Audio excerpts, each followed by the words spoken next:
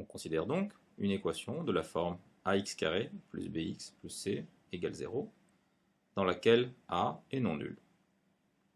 On commence par diviser par a, ce qui met l'équation sous cette forme-là.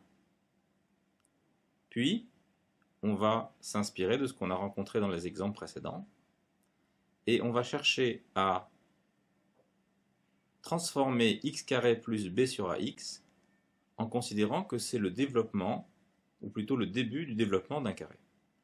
Donc que faut-il ajouter à x pour que, en développant le carré de x plus quelque chose, cela fasse apparaître x carré plus b sur a x plus un terme constant? Eh bien la réponse est b sur 2a. En effet, quand on développe le carré de x plus b sur 2a, on obtient x carré, on obtient le carré de b sur 2a, c'est-à-dire b carré sur 4a carré, et on obtient le double produit 2 multiplié par x multiplié par b sur 2a, c'est-à-dire b sur ax comme souhaité. Ce processus s'appelle la mise sous forme canonique de l'équation. On va donc maintenant remplacer x carré plus b sur ax par la différence qui est suggérée au-dessus, c'est-à-dire par x plus b sur 2a, le tout au carré, moins b carré sur 4a carré. Et voici donc la nouvelle forme de l'équation.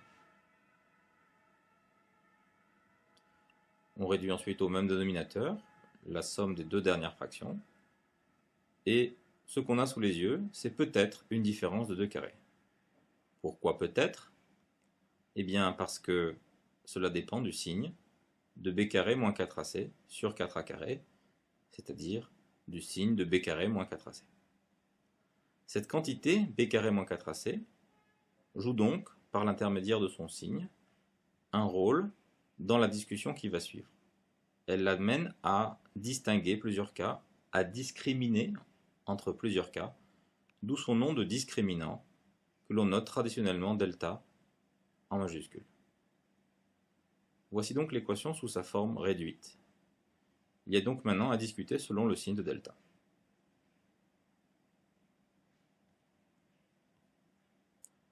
On a donc maintenant l'équation réduite sous les yeux, et on envisage un premier cas, celui où delta est strictement négatif.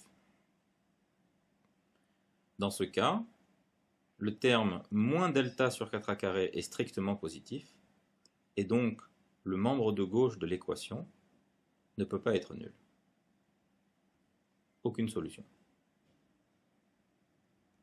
Deuxième cas de figure, delta strictement positif.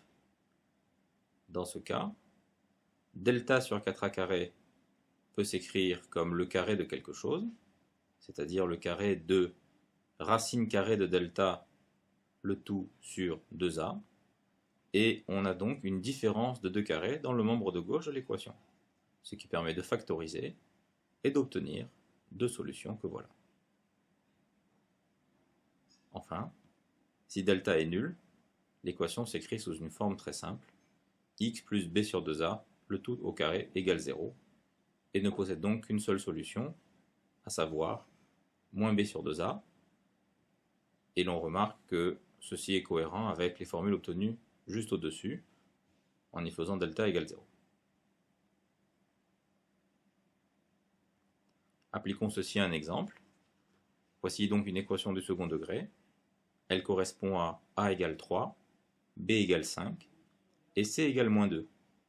On calcule son discriminant, on trouve 49, qui est le carré de 7, et il n'y a plus qu'à utiliser les formules que l'on a rencontrées à l'instant pour le cas delta strictement positif.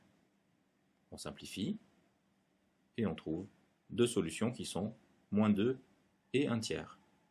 Il est facile, si on le souhaite, de vérifier que ces solutions en sont bien en reportant dans l'équation initiale.